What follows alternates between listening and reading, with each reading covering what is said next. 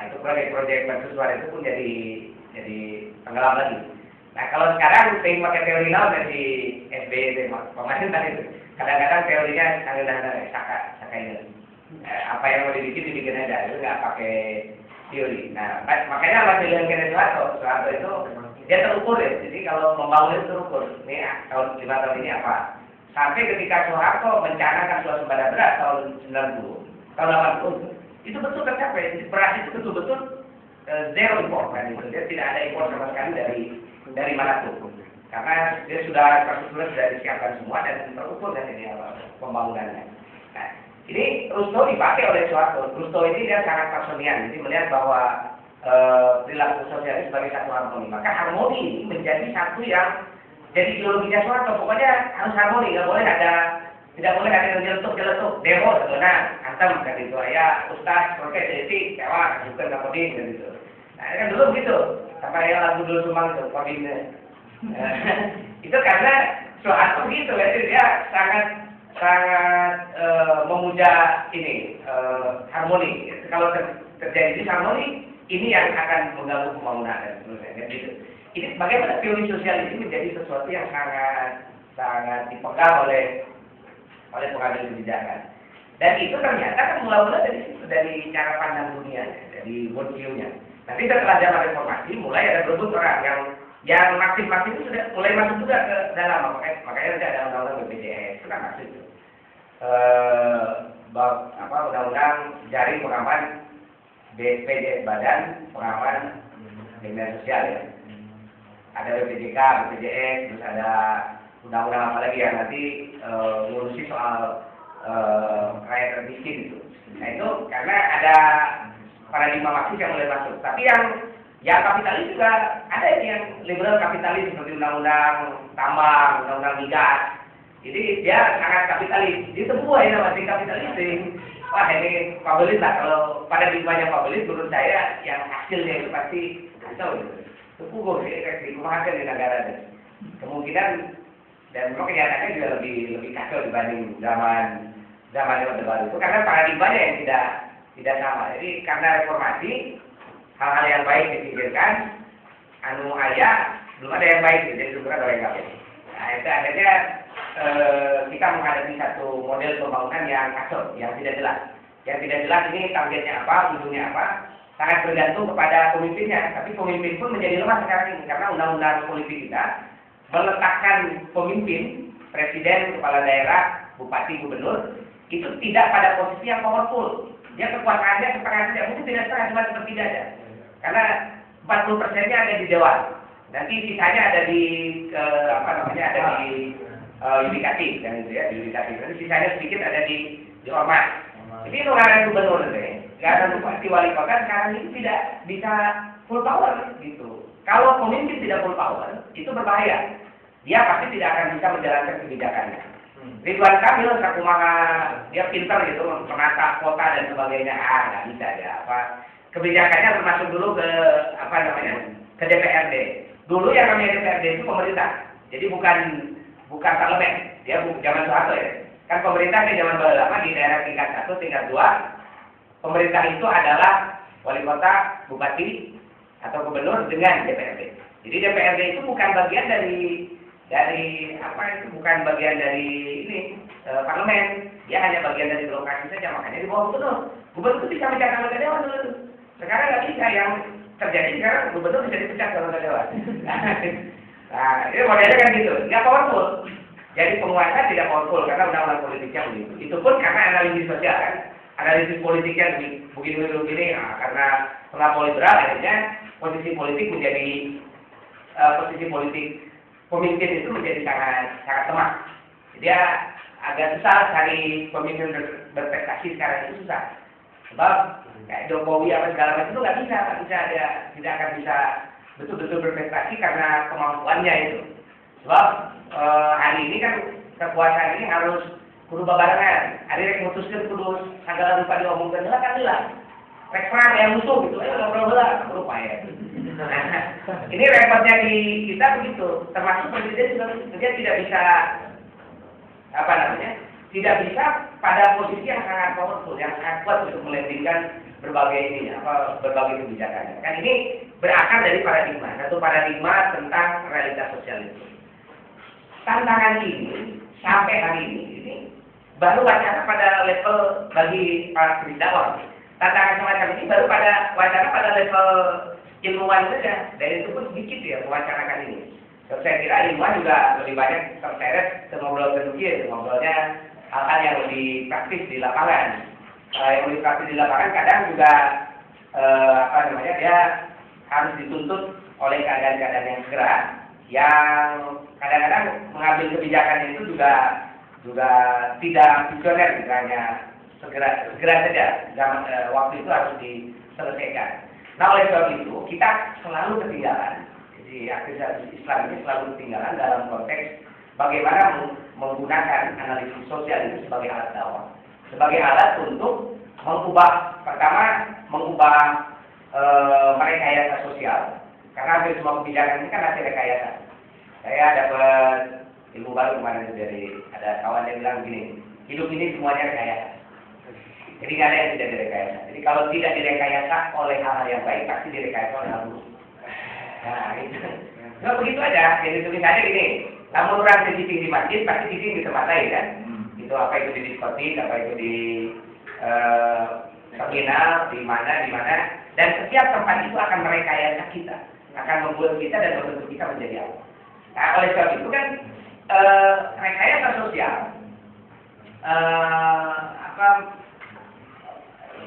rekayasa sosial ini jadi sesuatu yang sangat penting gitu, untuk menciptakan situasi-situasi yang selalu baik. Tetapi kita kadang-kadang tidak terlalu mementingkan persoalan-persoalan seperti ini, sehingga akhirnya dakwah itu lebih banyak berjalan secara instinktif. Pokoknya asana mah benar dikerjakan, asana baik kita dikerjakan. Jadi ngitung nanti pakai asana mah lah, asana mah nah, jadi tidak based on data, based on research dan sebagainya, itu tidak begitu. Karena memang ada unik juga, ada yang mencoba menggabungkan antara riset sosial di sana dengan dakwah. Misalnya ya di IAIN itu kan dikembangkan fakultas dakwah, ada jurusan yang S2-nya itu ada studi masyarakat Islam.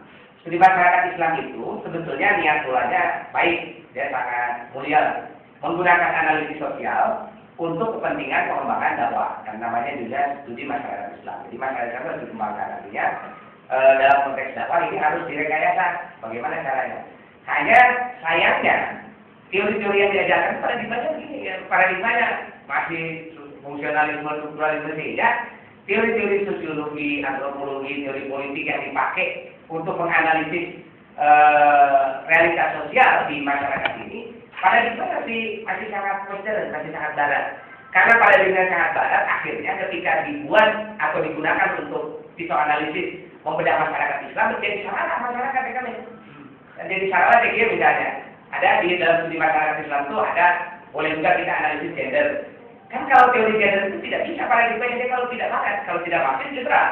Gitu kan? Itu saja yang dipakai ketika melihat ini hubungan gender di dalam masyarakat Islam. Oh, itu salah kabeh. Ditinggali pas akad sebenarnya. Keluarga ini tidak equal. Jadi kabeh tidak equal. Kesimpulan setelah studi berdasarkan dengan teori gender ini, bahwa masyarakat Islam ini adalah masyarakat yang tidak adil terhadap terhadap perempuan. Dan usulnya usulnya itu harus ada harus ada gerakan kesetaraan gender equality di masyarakat Islam. Hasilnya begitu tuh. Karena tadi memaksakan paradigma yang berbeda untuk situasi yang berbeda. Karena tidak disadari bahwa alat untuk merekayasa sosial itu adalah alat yang diciptakan oleh orang-orang barat itu. Nah, ini worldview-nya itu kan makanya kan dalam riset ilmiah ini, worldview itu memiliki peran yang sangat penting itu. Ya, ada di teorinya Karl Popper disebut metafisik, dalam teori Thomas Kuhn paradigma. Makanya ada dalam teori Thomas Kuhn itu, teori-teori itu bisa berubah sepanjang paradigmanya berubah. Makanya ada shifting paradigm. Kalau sudah jadi perubahan paradigma, maka nanti akan muncul teori yang berbeda. Seperti munculnya teori Marxisme. Ya, teori Marxisme ini muncul karena kritik Marxis terhadap teori-teori liberal, teori kapitalis yang sudah berkembang waktu itu. Ada Adam Smith, ada macam-macam pemikir liberal dikritik oleh paradigmanya dikritik oleh Marx. Maka dia munculnya kan mula-mula dari filsafat dulu, filsafat tentang masyarakat, diambil teorinya Hegel, diambil teorinya Proudhon dan sebagainya. Lantas diturunkan menjadi teori yang lebih aplikatif dalam ekonomi dan analisis sosial. Nah, muncul nanti judulnya dialektika materialisme. Bukunya Marx yang menjelaskan paradigma sosial baru untuk analisis sosial. Jadi muncul Marxisme. Itu karena ada shifting paradigma. Nah, maka worldview ini fungsinya adalah menjadi fundament pada setiap perancangan riset, menjadi peradaban dasar setiap realitas yang akan dijelaskan. Tanpa ini, realitas yang dijelaskan tidak akan memiliki fokus dan identitas yang jelas. Jadi setiap riset, siapapun periset sosial, dia harus punya paradigma, harus punya teaching-nya perlu di mana ini, sudut pandangnya dia dari mana, baru dia bisa melakukan riset, dan itu akan ditentukan oleh worldview-nya. Makanya kenapa penting untuk mengkaji worldview ini. Nah, worldview itu apa nanti akan dijelaskan ini oleh Ustaz Nasruddin barangkali soal worldview ini. Tetapi kalau menurut Al-Atas ini, worldview itu namanya nazariyatul wujud. Cara pandang terhadap realitas. Jadi realitas ini apa? Ini tidak ada. Jadi cara pandang terhadap realitas itu bukan realitas itu sendiri. Ada realitas ini ya Jerman terlempar. Kita bisa melihatnya ya lempang kan, ya lempang gitu. Tapi kan nanti cara pandang kita terhadap orang itu akan menentukan orang lempang itu akan ditafsirkan sebagai apa. Misalnya, orang yang paradigmanya iseng misalnya, Jerman miskin-miskin jadi lempang banget. Nah, gitu. Wah, tapi ini ada yang paradigmanya agak lebih sosialis, Marxis. Hebat nih, ya peduli lingkungan. Jadi tidak menggunakan alat-alat kapitalis, mobil motor, jadi lempang. Ada jalan ke lempang, ada yang disebut di jalan ke miskin karena pandangannya kapitalis. Ada yang disebut ini orang hebat nih, karena dia mau merakyat. Kan realitas tidak sama, tetapi karena cara pandang yang berbeda. Standing point-nya ada di mana? Akhirnya kesimpulannya berbeda. Thomas Kuhn menyebutnya paradigma. Yang lain menyebut ada ontologi, metafisika. Dalam hak ini bukan sahdas hak ya, namanya munawar hak. Yang munawar hak itu adalah visi terhadap realitas dan kebenaran. Jadi harus benar dan salah. Diri kita didengar oleh sinar realitas saya. Jadi jangan lempang benar atau salah, lain itu salah lempang kan. Tapi usaha cara pandang orang melihat itu. Jangan sholat tidak salah. Kumaha melonggar gitu. Bagaimana kita melihatnya? Sholat, mana sholat baik? Tuh dagangan. Nah, gitu. Ada kan yang melihat begitu? Sholat makin dia hilang bisa isu gaya itu. Nah, ya, mulai masih terdatang deh. Itu kan cara pandang. Cara pandang orang yang lebih mementingkan duit kan sholat jadi salah. Jadi salah gitu. Terus ada yang ini. Benar tak, begitu. Sholat gelas itu mereka yang membeli bayar jadi. Karena Allah makhluk di hari ini itu bukan soal sholatnya, tapi soal cara pandangnya terhadap sholat. Gitu. Jika ahli psikologi gitu ya, ini kadang-kadang ini jadi agamanya dari psikologi. Tinggali dalam bobogohan. Kan tergantung untuk tinggali. Karena makanya bobogohan di mana lagi? Psikologi wah ini baik-baik saja. Kan sebagai eksplorasi terhadap identitas identitas seksnya. Jadi seksnya maksudnya apa dia laki-laki perempuan. Kalau ketika laki-laki dia senang dengan perempuan Allah kan gitu. Dia tetap sebagai laki-laki. Ya, kalau perempuan yang senang dengan laki-laki ya lalu hal ini dia sebagai perempuan bisa menetapkan identitasnya. Maka dengan bobogohan itu menjadi salah satu alat untuk menyehatkan secara psikologi. Maka dalam rumus psikologi itu bobogohan diajukan. Itu sampai kalau bobogohan pun zaman nanti bahwa bobogohan deh suratan, kaki tau deh, kaki keres, kayaknya sudah kayak apa? Kenalan, mereka jadi bobogohan gitu ya. Atau harus ada lebihnya. Itu obat ya kaki, gitu ya. ada apa namanya meeting, setelah meeting nanti silakan terserah mau mengerjakan apa kan, rumusnya sampai begitu. Sampai nggak ada definisi pembobolan itu kenal berhubungan seks sepanjang itu dengan kapobogan, seolah kapobogan itu kan itu jadi gitu. Ini kan tadi ya, the vision of reality and truth, kebenaran dan realitas itu dia punya visinya sebelum dia menjadi teori itu. That appears before our main eye revealing what existed in our world. Jadi sebelum, nah itu si visi terhadap realitas dan kebenaran itu, dia ada dalam pikiran kita sebelum mata kita. Nah itu menerima atau mencerap apa ada dalam kenyataan eksisten gitu, yang terjadi ini kan oleh kita dipandang, dilihat, ditafsirkan. Nah tafsir terhadap realitas inilah yang nanti menjadi ilmu sosial. Makanya ulah percaya itu sebenarnya ilmu sosial, tetapi dibutuhkan. Sebab itu adalah alat argumentasi untuk menjelaskan apa yang terjadi di masyarakat kita. Nah, jadi kesimpulannya, worldview-nya adalah pandangan dasar aksiomatik tentang realitas-realitas yang ada dan hubungan antara realitas itu baik dalam bentuk, jenis maupun sifat-sifatnya. Nah, ini jadi semacam alat yang sangat penting ya dasar. Dari mana sumbernya? Sumbernya itu, nah worldview itu pasti tidak akan sama. Dia tergantung sumbernya. Ada yang sumbernya itu adalah kebudayaan, kemudian nilai-nilai, ada fenomena yang tertangkap. Itu bisa jadi sumber worldview. Jadi kebenaran itu bisa dirumuskan dari sini. Tetapi dalam Islam, kebenaran itu tidak boleh, atau worldview itu tidak boleh mula-mula dari sini, tapi harus dari sini dulu. Dia mula-mula harus dari wahyu. Ya. Wahyu ini harus membentuk paradigma. Dia harus membentuk worldview, cara pandang kita terhadap realitas. Realitas itu dibentuk dari situ, tetapi tentu dari wahyu ini untuk menjadi satu ancaman paradigmatik harus melalui satu proses kekuatan intelektual dan intuitif. Artinya dia harus ada kemauan untuk menurunkan wahyu itu menjadi paradigma di dalam bisnis sosial. Nah, paradigma inilah yang nanti akan bertarung dengan paradigma lain, dengan teori-teori lain yang bisa kita tawarkan sebagai alternatif bagi islamisasi di dalam ilmu-ilmu sosial. Kalau ini tidak ditawarkan, maka tidak akan terjadi. Saya ambil contoh misalnya dalam studi sejarah, kita melihat sejarah manusia itu tidak terpotong hanya di dunia. Dalam paradigma yang sekuler di barat, yang disebut sejarah itu adalah ketika manusia dia memiliki kehidupan di dunia ini. Jadi kalau sudah ada kehidupan, maka di situ ada sejarah.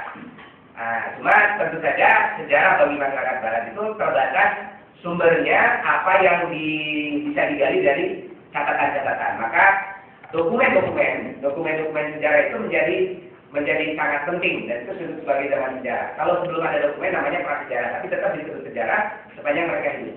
Nanti sejarah itu berakhir ketika manusia berhenti berkehidupan di dunia, ketika mati dan sebagainya.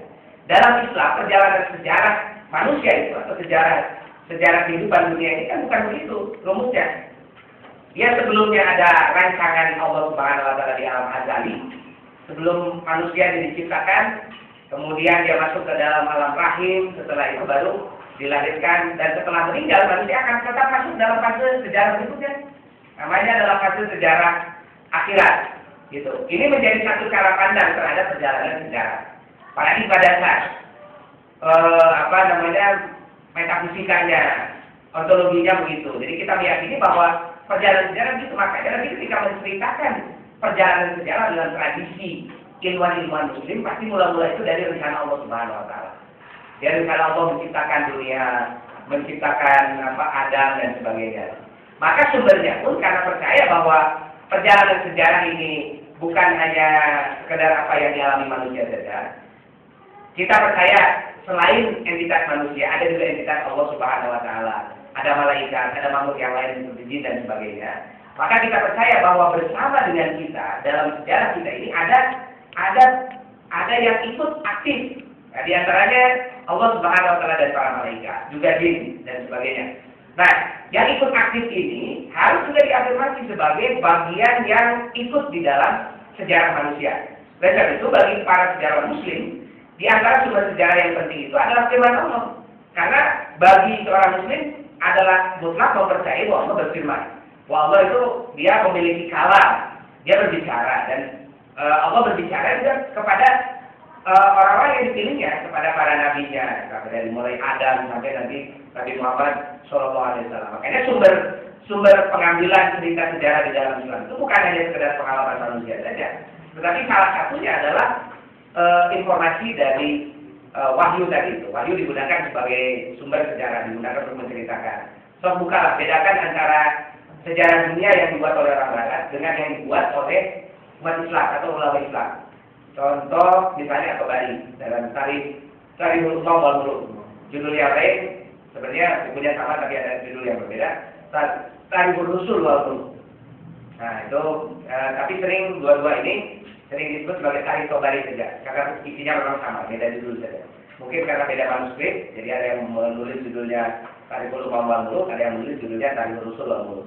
Nah dalam sejarah yang ditulis oleh Tabari, ya umat Muslim itu saja. Sejarah itu dimulai dari Khalquz Zaman dulu. Dari Khalquz Zaman kemudian kemudian setelah itu Khalqul Makan, Khalquz Samawati wal Ardh. Setelah itu nanti di Khalqu Adam, penciptaan Adam. Sumbernya dari mana? Cerita itu sumbernya dari informasi Quran dan informasi hadis Nabi Muhammad SAW, riwayat-riwayat dari Nabi. Karena itu dipercayai sebagai apa yang disampaikan oleh Allah Subhanahu Wa Taala.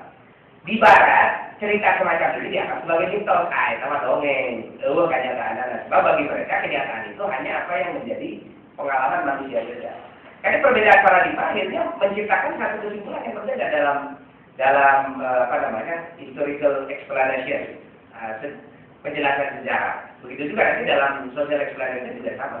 Cara pandang yang berbeda akan melahirkan satu kesimpulan yang berbeda juga. Oleh sebab itu, ini menjadi satu tantangan yang berat sebetulnya bagi umat Islam hari ini, bahwa kita harus melakukan perancangan sosial ini melalui teori-teori sosial itu dimulai dari sini, dari mengubah paradigmanya. Jadi bukan sekedar kalau umat Islam diajar sosiologi, diajar politik, diajar kan bentuk aja sebab guruna Yahudi kafe dan terpercayakan Al-Quran balik ke lain kalaka bukti benar kan gitu ya, kalaka mengacaukan itu, mengacaukan tatanan kepercayaan paradigma yang sudah dibangun sejak zaman Nabi sampai sekarang. Oleh sebab itu kan sebelum kita nanti melakukan riset sosial, analisis sosial yang harus terlebih dahulu diubah ini adalah paradigmanya. Dan caranya yang paling sederhana adalah ubah ilmuwan-ilmuwan ini paradigmanya, pikirannya ini supaya menjadi Islam. Nanti dia pikir sendiri akan akan mengubah teori-teorinya itu menjadi Islami sepanjang dia sudah mengerti betul dengan apa tuntutan Islam dan bagaimana hubungan Islam dengan realitas keilmuan yang sedang berkembang di dunia hari ini. Kira-kira begitu.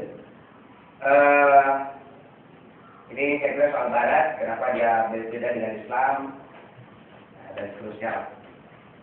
Oke. Nah ini paradigma yang ada di Indonesia itu begini realitasnya.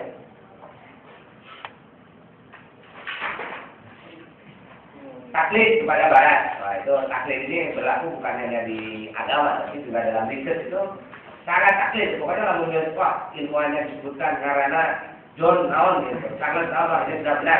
Karena ditanya ke kita Soviet atau ini, pokoknya ini menurut penelitian di Amerika ada yang usaha dengan evaluasi McPherson kan kemusiran dari ketegaran itu. Nah, ya kita percaya aja gitu, ini penelitian di Amerika di mana gitu. Jadi apa ya, namanya katarsis. Kita terlalu merasa rendah diri dengan Barat itu. Terus sekularisme sangat kental, tidak memberi ruang pada agama. Saya harus bebas menilai, mengagungkan objektivitas. Ini nanti ya, dan menolak subjektivitas. Pada amat pernah ada objektivitas sesungguhnya. Membawa agama dalam riset adalah unsur subjektif yang harus dihindari. Riset agama pun disekularkan, agama yang ditempatkan sebagai objek studi saja. Sama itu, saya bikin riset itu pertanyaan profesor pertama nih. Apakah Anda sudah bisa bersikap objektif dengan tidak terlibat dengan subjek penelitian Anda? Wah, saya harus jadi robot itu. Tapi memang kenyataannya begitu. Di mana-mana pasti objektivitas ini menjadi juri lah dalam riset di Indonesia ini. Karena objektivitas kalau dia dibuka saja, subjektivitasnya dibuka, maka yang akan terjadi adalah shifting paradigma yang harus diubah. Nah, kita kalau sudah masuk dalam paradigma Islam itu yang harus kokohkan, gitu ya. Karena memang yang bagi kita punya satu standar kebenaran bahwa kebenaran itu mula-mula aku metodika. Kebenaran itu dari Tuhanmu. Jadi kalau bukan dari Tuhanmu pasti tidak benar. Apalagi cuma dari orang Barat, tapi belum tentu benar. Saya kira itu saja. Sudah 1 jam lebih barangkali. Silakan kalau ada diskusi dan sebagainya. Oke, langsung saja. Sesuai, silakan berikan saja pendapat saya. Ini adalah sebagai analisa. Nama itu. Nama gimana? Nama saya Edi dari Kabupaten Bandung. Ini adalah mungkin saja ini ada analisa selama saya ada di ibu kota.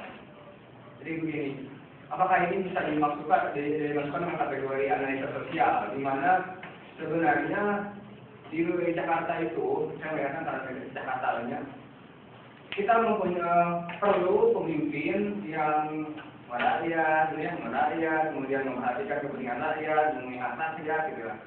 Seperti itu. Sementara pemimpin-pemimpin yang ada di Jakarta itu, saya gubernur, karena gubernur pada Jakarta itu dari dulu sampai sekarang seperti ini, sehingga masyarakat Jakarta itu pada kemarin mengapa Jokowi dan Ahok menang? Padahal Jokowi dan Ahok itu adalah ya apa saja kalau Kristiano tidak beragama lah, apa saja kan ya sekuler juga. Tapi karena dia memihak pada rakyat, kemudian rakyat membutuhkan pada saya itu, kemudian mana secara tidak langsung masyarakat Jakarta ya apa saja berresurus memikirkan jika mungkin inilah pemimpin kita, mungkin inilah pemimpin kami wakil rakyat. Sehingga walaupun kalau dalam prakan sama kampanye ini kan tapi Jokowi berbuat Ahok ini tidak didengar, gitu kan, tidak dengan masyarakat itu sudah jemu dengan masalah agama-agama, iya kan, benar. Nah, saya mau bertanya apakah itu juga fenomena-fenomena yang ada di Indonesia khususnya yang kemarin di Jakarta, kenapa terpilih orang kafir, Ahok, apakah itu juga sebagai analisa sosial dan kekecewaan masyarakat terhadap